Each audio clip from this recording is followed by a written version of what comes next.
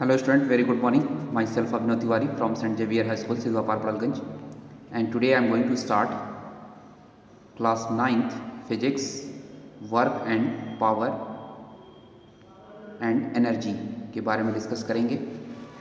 तो कल जैसा मैंने एनसीईआरटी के टेक्स्ट बुक का इंडेक्स क्वेश्चन कराया था, जिसमें हमने पेज नंबर 156 पे क्वेश्चन नंबर 1 कंप्लीट कर चुका हूँ। क्वेश्चन नंबर 2 पढ़ते हैं। क्वेश्चन नंबर 2 है डिफाइन 1 वॉट ऑफ पावर। तो 1 वॉट ऑफ पावर क्या होता है? हम सभी जानते हैं कि पावर की यूनिट वॉट होती है। तो power is equal to 1 watt if 1 joule of work is done in 1 second. जब हम कोई कार्य 1 जूल कार्य 1 सेकेंड में करते हैं, तब उस वर्क डन को पावर कहते हैं। बढ़ते हैं नेक्स्ट क्वेश्चन पे। अ lamp consume 1000 joule of electrical energy in 10 second, what is it's power? तो क्वेश्चन कह रहा है कि लैम्प जो है वो 1000 जूल बिजली क्या करता है? कंज्यूम करता है एनर्जी, और वह 10 सेकेंड में ऐसा करता है, तो उसकी पावर क्या होगी? तो एनर्जी यहाँ कितना है? 1000 जूल है, और टाइम कितना है? 10 सेकेंड। तो पावर इक्वल टू क्या हो जाएगा? Energy consumed upon time. ये फॉर्मूला मैंने पहले भी बताया है। यहाँ एनर्जी कंज्यूम दिया है और टाइम दिया है, तो वैल्यू पुट करके सॉल्व करेंगे, आंसर आ जाएगा 100 वॉट। बढ़ते हैं नेक्स्ट क्वेश्चन पे। Define average power. Average power क्या होता है? It is defined as the ratio of total work done by an agent to total time taken. यहाँ एवरेज पावर जो है वो रेशियो है किसके बीच में? एजेंट के द्वारा जो टोटल वर्क डन किया जाए और उसको वर्क डन करने में जितना टाइम लगेगा, उसके रेशियो को ही एवरेज पावर कहते हैं। Total work done upon total time taken, ये फॉर्मूला हो जाएगा एवरेज पावर का। तो इस तरह से इंडेक्स क्वेश्चन एंड होता है। बढ़ते हैं solve NCERT text book chapter and exercise पे। तो इसमें आप पेज नंबर 158 पर देखेंगे। क्वेश्चन है look at the activities listed below, reason out whether or not work is done in the light of your understanding of the term work. तो नीचे work example दिए हुए हैं, आपको बताना है किस सेंटेंस में वर्क डन हो रहा है। तो पहला है Suma is swimming in a pond. Suma क्या कर रही है? पॉन्ड में तैर रही है। तो यहाँ वर्क डन होगा या नहीं? तो ऑफकोर्स यहाँ वर्क डन होगा। तो work is done as Suma is being displaced. Work done क्यों होगा? क्योंकि सुमा क्या हो रही है? डिस्प्लेस भी हो रही है, मूव भी हो रही है। बढ़ते हैं नेक्स्ट क्वेश्चन पे। Donkey is carrying a load on it's back. एक डोंकी है, उसके पीठ पे क्या किया गया है? एक लोड रख दिया गया है। तो डोंकी क्या करेगा? यहाँ भी वर्क डन होगा। क्यों? क्योंकि donkey is displacing the load in perpendicular direction to gravity. यहाँ पे जो डोंकी का लोड है वो ग्रेविटी के परपेंडिकुलर डायरेक्शन में है। तो यहाँ पे एंगल बनेगा थीटा 90 डिग्री। तो हम जानते हैं वर्क डन बराबर होता है क्या? एफ डी, डब्ल्यू बराबर एफ डी कॉस थीटा। तो थीटा की वैल्यू यहाँ पे 90 रखेंगे। 90 के कॉस 90 क्या होता है? 0 होता है। यहाँ पे वर्क डन नहीं होगा।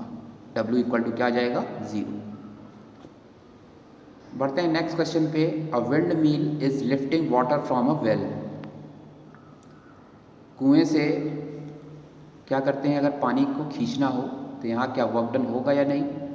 तो work is done as water move upward through the well against gravity. यहाँ भी हम ग्रेविटी के अगेंस्ट क्या करेंगे? पानी को खींचेंगे। तो यहाँ भी वर्क डन होगा। नेक्स्ट बढ़ते हैं। A green plant is carrying out photosynthesis. Green plant क्या कैरी करता है? फोटोसिंथेसिस। तो यहाँ वर्क डन है या नहीं?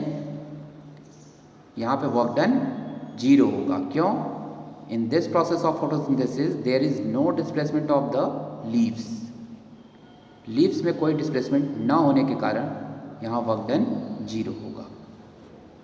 बढ़ते हैं नेक्स्ट क्वेश्चन पे। An engine is pulling a train. Train को इंजन क्या कर रहा है? खींच रहा है। तो यहाँ भी वर्क डन होगा या नहीं? आइए देखते हैं। Work is done by engine. Engine के द्वारा वर्क किया जाएगा खींचने में ट्रेन को। The train moves in the direction of force. और जिस डायरेक्शन में इंजन चलेगा उसी डायरेक्शन में सारे डिब्बे भी होंगे जो ट्रेन के, वो भी मूव करेंगे। नेक्स्ट पढ़ते हैं। Food grains are getting dried in the sun. सूरज की रोशनी में फूड ग्रेन क्या होते हैं? सूख जाते हैं। यहाँ डिस्प्लेसमेंट होगा या नहीं? तो यहाँ भी डिस्प्लेसमेंट नहीं होगा, बिकॉज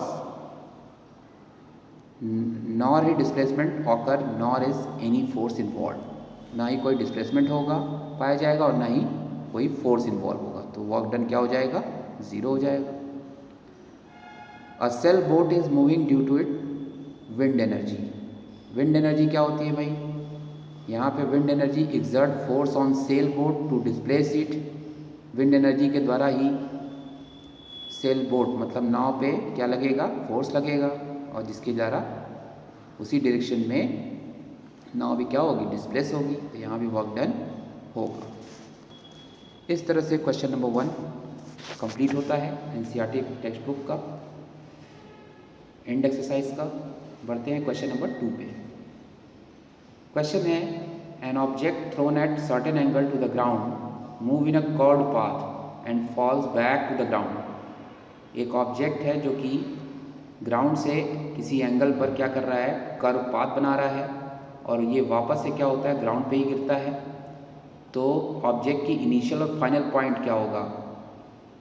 कहाँ पे? हॉरिजॉन्टल लाइन पे। Lie on the same horizontal line, मतलब जहाँ से वो फेंका जाता है और जहाँ पे वो कम बैक होता है, वो दोनों ही हॉरिजॉन्टल लाइन में ही लाई करती हैं। तो what is the work done by the force of gravity on the object.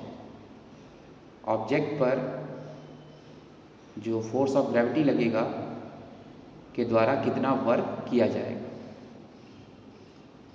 तो जैसा कि हम जानते हैं कि since object is displaced along horizontal directions and force of gravity act in perpendicularly downward directions, the two quantities force and displacement are mutually perpendicular, hence work done by gravity on the object is 0। क्योंकि जब object को फेंका जाएगा, ठीक है, तो फेंकते समय ही उसकी जो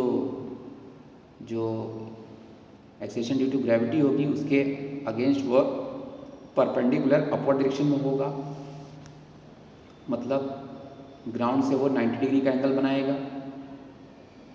तो यहाँ पे वही फार्मूला यूज़ करेंगे, W = FD cos theta. cos theta की वैल्यू 90 रख देंगे। cos 90 बराबर होता है 0। तो overall work done will be 0। पढ़ते हैं नेक्स्ट क्वेश्चन की तरफ। क्वेश्चन है, a battery lights a bulb. Bulb जो है बैटरी से चलता है। Describe the energy change involve in the process. तो आपको यहाँ पे एनर्जी का चेंज बताना है इस प्रोसेस में।